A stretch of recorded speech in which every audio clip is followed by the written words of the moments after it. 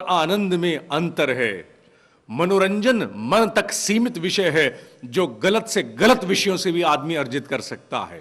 आनंद कभी गलत विषय से नहीं प्राप्त होगा, क्योंकि आनंद की पहुंच मनुष्य की नाभि तक है। इसलिए ऋषि कहता है कि जो व्यक्ति सतोगुणी है उसकी पहचान इन दो बातों से कर लो।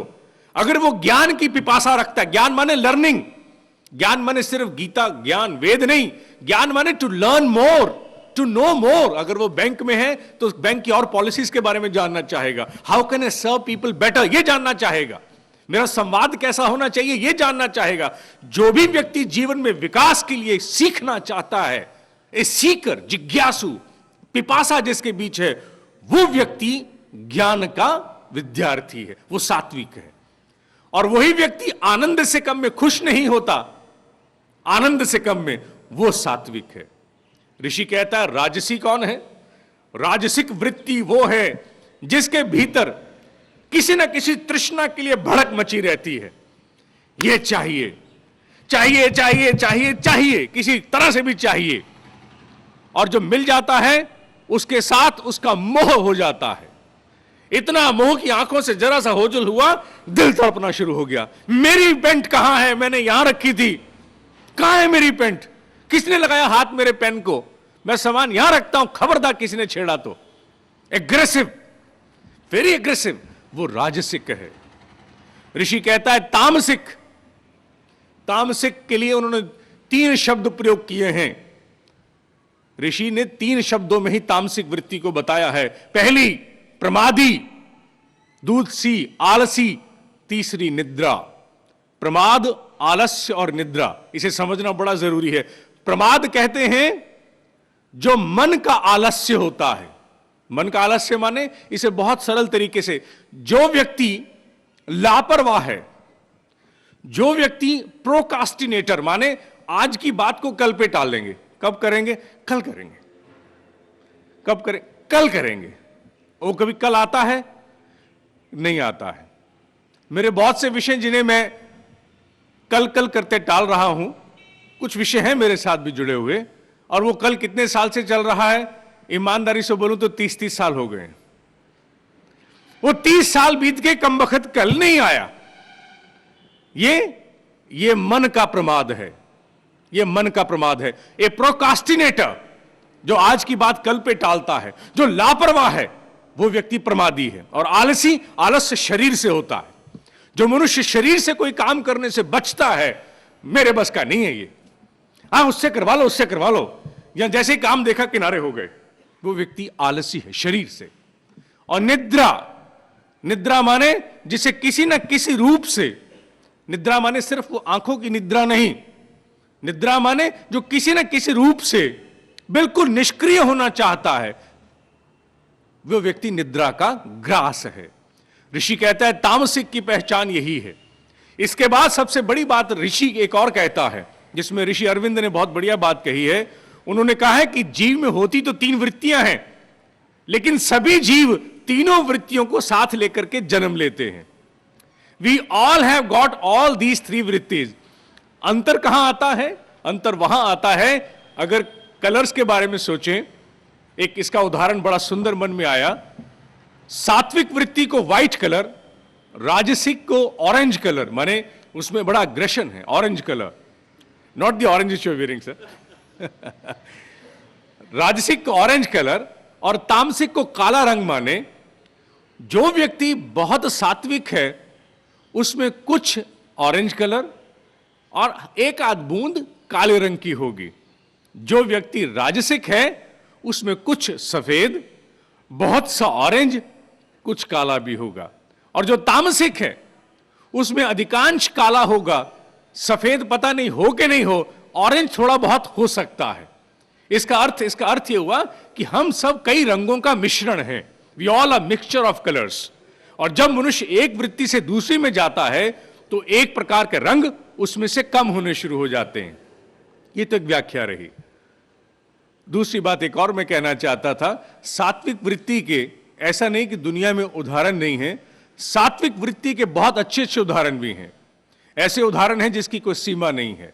सात्विक व्यक्ति का उदाहरण ही है जिसको पिछली बार बताया गया था, डॉक्टर वर्गीस कुरियन, जिन्होंने मदर डेयरी की स्थापना की, अमूल की स्थापना की, हजारों करोड़ रुपए के संस्थान रच दिए और स्वयं के लिए थोड़ी सी तनख्वाह मात्र रखी उन्होंने।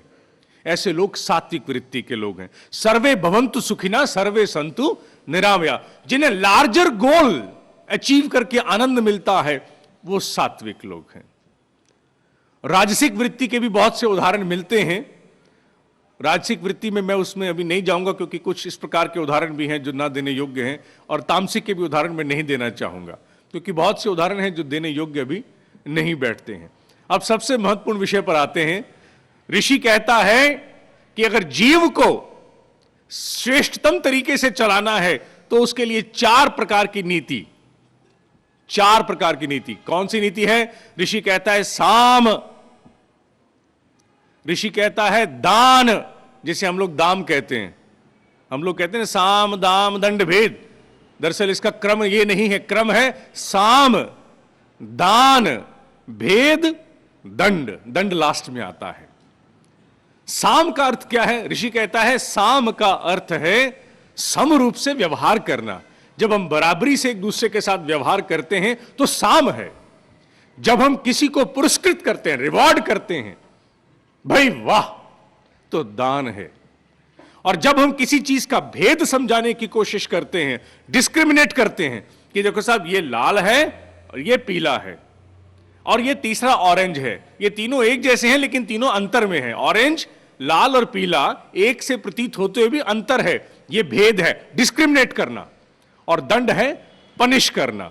यहां ऋषि की बात द्वारा एक बहुत बड़ी ह्यूमन रिसोर्स मैनेजमेंट की स्ट्रैटेजी स्टैब्लिश हो जाती है, जो बड़ी महत्वपूर्ण है। और मैं समझता हूं शायद न्यू जर्सी में इसकी पांव फट गई होगी। हो सकता है पूरे विश्व में अब धीरे धीरे मनुष्य की वृत्ति को अनुभव करके और साम दान भेद और दंड के अनुरूप लोगों को ह्यूमन रिसोर्स का प्रशिक्षण दिया जाए।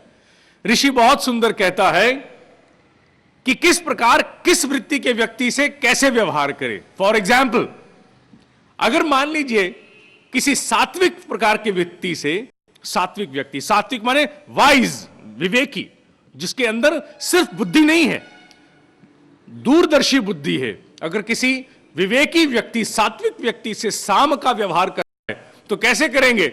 साम का व्यवहार इस प्रकार से करेंगे, कोई नया काम करने से पहले उसे बिठाएंगे, भाई ऐसा है, मैं सोच रहा हूं कि ऐसी योजना बनाई जाए, आपकी क्या राय है, कैसे कैसे करें, जरा रास्ता बताइए, और आप उससे परामर्श करेंगे। ऋषि कहता है कि सात्विक व्यक्ति से जब साम का व्यवहार करेंगे, you will consult with him, परामर्श करेंगे। और वही जब आप राजसिक व्यक्ति से साम का व्यवहार करेंगे तो आप क्या करेंगे?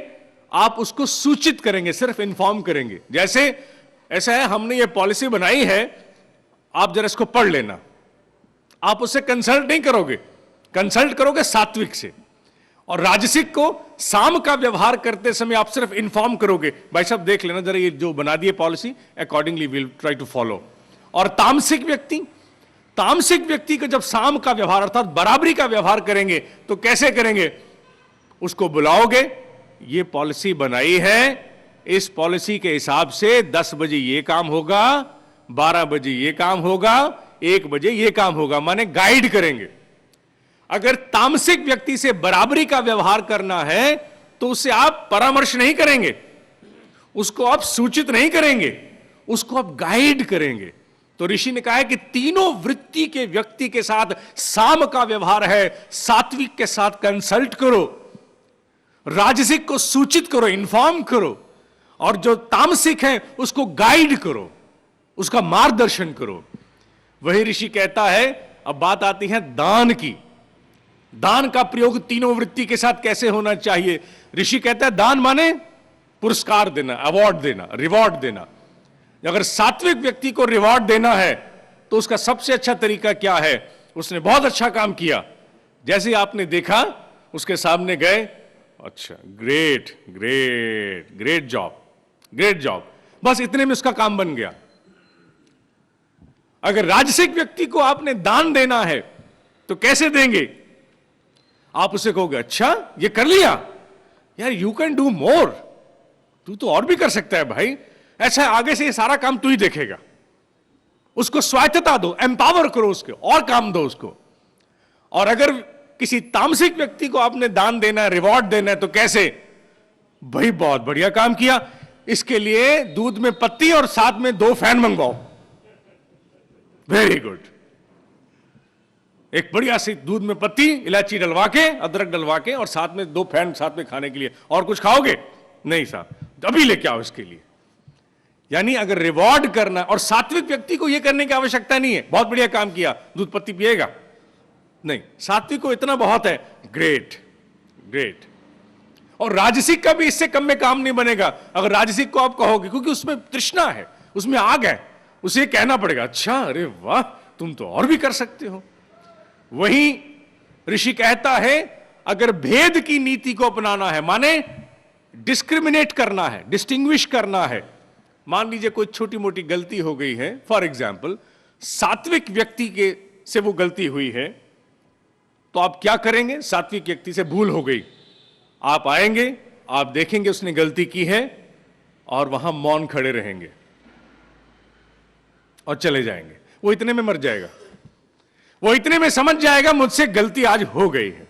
चाहे वो ऑफिस लेट आए, आप उसको कहोगे गुड मॉर्निंग, ऐसे देखा, वो अंदर मर गया, मैं लेट आया हूं।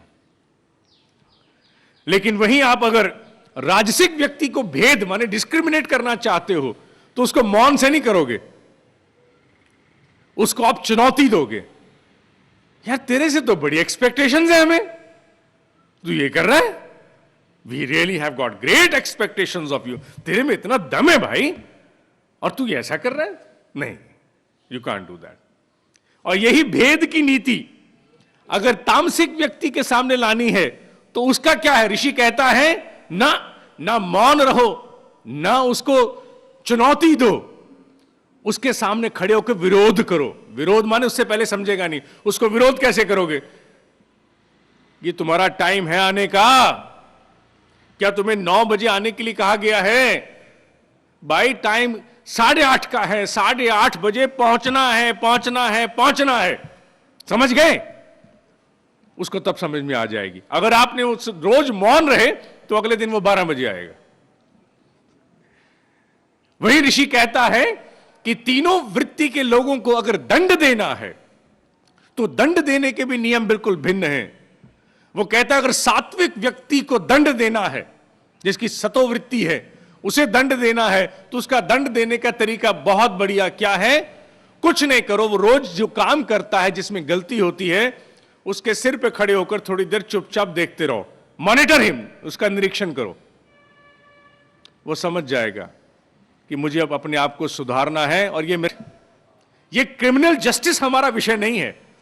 हमने यहां अपराधियों को दंड करने के लिए ऋषियों ने ये नियम नहीं बनाए हैं, जबकि हम लोगों ने साम दान भेद और दंड का प्रयोग हम लोग करते हैं नॉर्मली पॉलिटिकल डिप्लोमेसी में, या जब किसी से कोई झगड़ा हो जाए वहां करते हैं। जबकि ऋषि ने इन सूत्र का विकास और इनको जन्म दिया था, how to manage human resource, कि एक मनुष्य को कैसे पकड़े। क्यों? क्योंकि मनुष्य से ज्यादा चंचल कोई और रिसोर्स है नहीं। अग्नि जल कहना पड़ता है, तुम पढ़ नहीं रहे हो? अच्छा, तीनों प्रकार की वृत्तियों वाले जीव 3 प्रकार का आचरण, 3 प्रकार के व्यवहार की आशा करते हैं। और तीनों प्रकार की वृत्तियों के परिमार्जन के लिए ऋषि ने 3 सूत्र दिए हैं। पवित्रता की purity must happen every day, इसलिए गायत्री महामंत्र को वेद माता कहा गया है। क्या जरूरत थी ऋषि को गायत्री मंत्र को वेद की माता कहने की? माता मनुष्य की होती है, माता वेद की कैसे हो गई? वेद तो ग्रंथ हैं, वेदों की रचना तो हजारों ऋषियों ने की है, उनकी मां कैसे हो गई? इसीलिए ऋषि ने कहा कि गायत्री वेद की माता है। क्यों वेद की माता है? इसलिए है क्योंकि गायत्री की उत्पत्ति और गायत्री का संदेश और गायत्री की प्रार्थना एक ही चीज मांगती है, सिर्फ एक चीज। क्या? मेरी बुद्धि का संचालन ईश्वर करे, माने पवित्रता को मैं धारण करूं। धियो योनः प्रचोदयात, उस धियो योनः प्रचोदयात का सारा सार गायत्री है, और उसी का विस्तार वेद है, इसलिए इन्होंने वेद की माता कहा गया। हमारे यहां महामंत्र की संज्ञा क्यों है? इसीलिए है क्योंकि गायत्री की आराधना से मनुष्य वो सबसे महत्वपूर्ण मूल क्षमता विकसित करता है जो डिसीजन मेकिंग है। The decision making happens here. Any decision making process involves the functioning of intellect. अगर ये इंटेलेक्ट दुर्बुद्धि का शिकार हो गया तो विनाश करेगा, विनाश की लीलाएं रचेगा, जेहादी बन जाएगा। और यही अगर इंटेलेक्ट गायत्री के प्रकाश से प्रकाशित रहा, आलोकित रहा, तो नव सृजन करेगा, नई संतति को प्रेरणा देगा। इसलिए ऋषि कहता है पवित्रता आवश्यक है।